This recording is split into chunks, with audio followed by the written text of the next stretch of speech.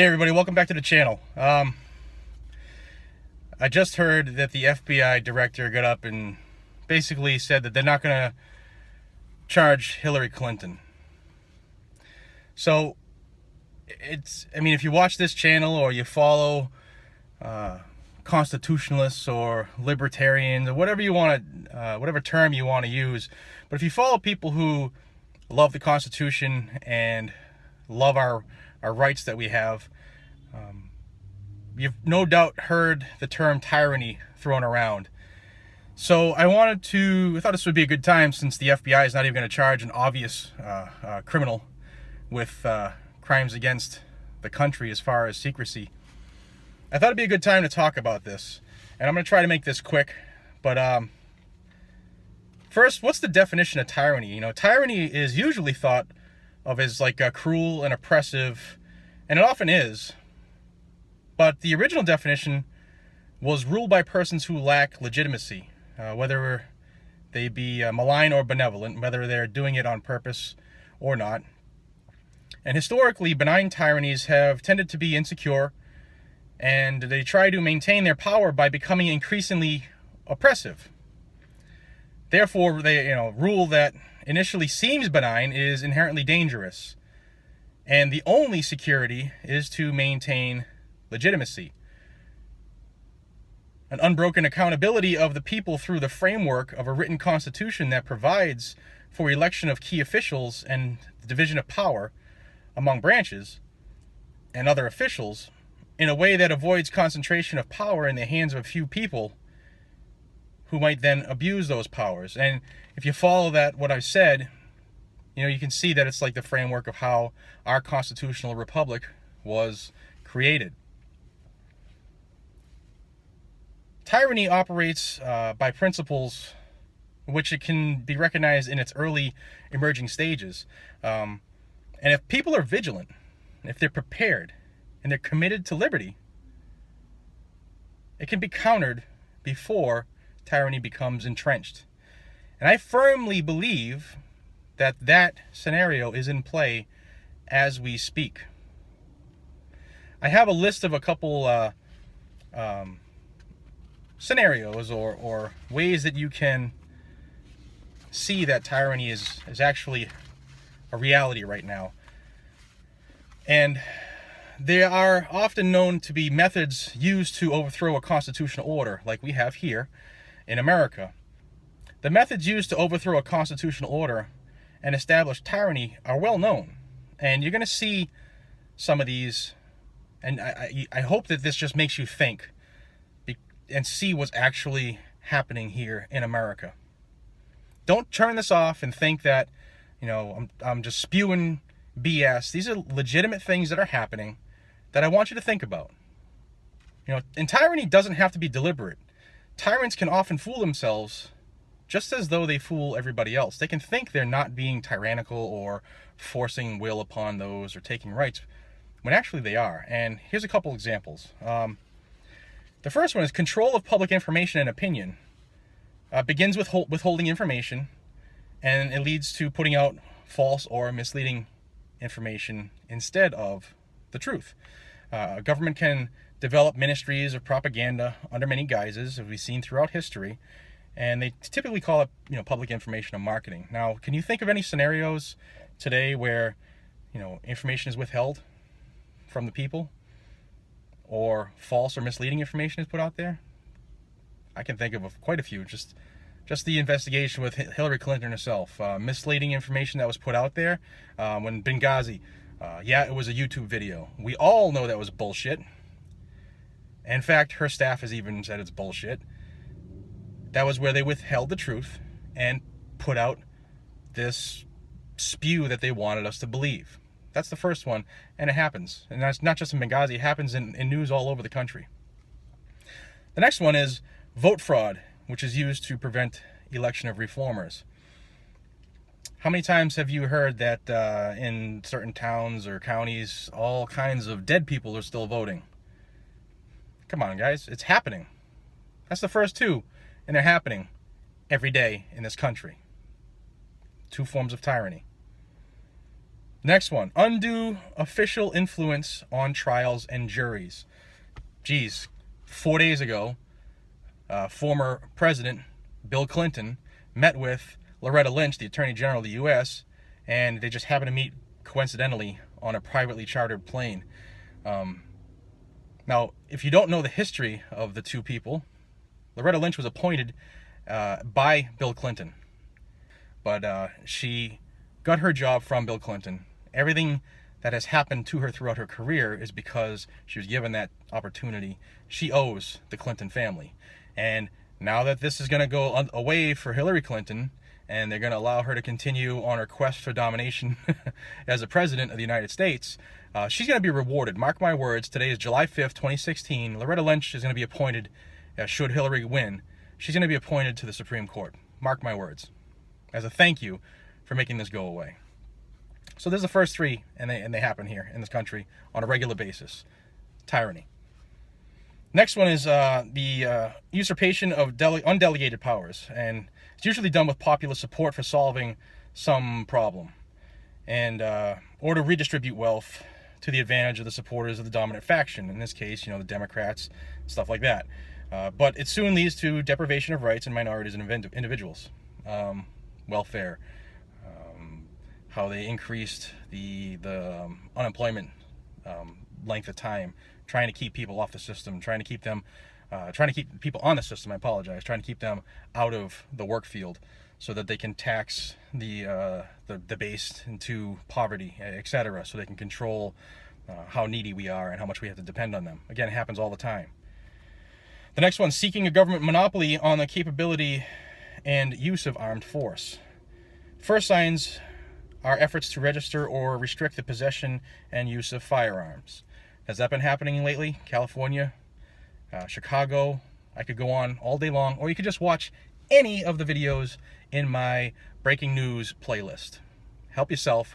I'd love to have you as a subscriber, so please watch. But it's happening every day all over this country, routinely. They're jamming gun control down our throats, and they use every crisis to try to do that. And it's always under the initial guise of protecting the public, when it actually results in increased crime. It provides a basis for further disarmament efforts and to taking people's weapons. So it's going on. Again, if you can say that everything I've been saying so far, and even the examples, if you can say that this isn't happening, I'd love to hear from you. The next one is militarization of law enforcement. Declaring the war on crime that becomes the war on civil liberties. Preparation of military forces for internal policing duties. Now, I read an article that was given to me by a viewer over the weekend, in which I'm a former police officer, so I can tell you that the militarization of police officers is actually a reality. We get a lot of our equipment from the military, etc. So, and even a lot of us had training through military units. So this is actually really going on, and in fact, over the past week, local police departments were told that they're not good enough to protect the airports. And it appears as though the groundwork is being laid for a national police department. Again, it's July 6th. I don't even know what the date is. It's July 5th. July 5th, 2016. And I'm telling you right now, the groundwork is being laid for a national police force. And again, if I'm incorrect, go back and read the article. I'll try to remember to put a link here in the description. But I want to get this going. It's already 9 minutes into the video. Infiltration and subversion of citizen groups that could be forces for reform. Internal spying and surveillance is the beginning. Have they been spying on Americans? There's freaking cameras at every intersection across the country. We've heard of wiretaps. The IRS was focusing on certain groups of people, trying to get information. Have you ever heard a false accusation launched against somebody? Snowden. Snowden is a treasonous person against America if you follow the letter of the law. But all the information he gave out was illegal shit the government was doing, and they're still doing. So who are you more mad at? Who are we supposed to be more mad at? The guy who, did the treasonous act and then left the country and went over to Russia or wherever he's hiding now, or the fact that he spilled the beans on all the criminals in our government that are doing illegal things to us? So who should we be more mad at? Suppression of investigators and whistleblowers. I apologize. When people try to uncover high-level wrongdoing, they're usually threatened, and there you go. So all the people that were trying to burn Miss Clinton, keep a track on them in their history and the rest of their career. General Petraeus called out Obama for his bullshit. He was removed from his position, forced retired. Ridiculous. Use of the law for competition suppression. Begins with the dominant faction winning support by paying off their supporters and suppressing their supporters' competitors, but it leads to public officials themselves engaging in illegal activities and using law to suppress. A good example is narcotics trafficking. People are paid off in the narcotics trade. Creation of a class of officials who are above the law. Happens all the time. Hillary Clinton. Bill Clinton, just two of the most prominent ones in the news today, and they are above the law. She broke the law left and right, used unsecured servers, and when she was told not to, she was even told, "Hey, this isn't secure," and she was like, "Yeah, I'm aware of it." Case in point. Increasing dependency of people on government. A classic approach to domination of a people, is to first take everything they have away from them, and then make them compliant.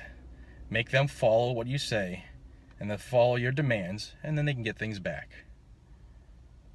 Increasing public ignorance of their civic duties and reluctance to perform them. I've told you numerous times, I've contacted my elected representatives, to include Elizabeth Warren, Ed Markey, our senators here in Massachusetts, Jim McGovern, who is our representative in the House of Representatives for here in the Worcester District.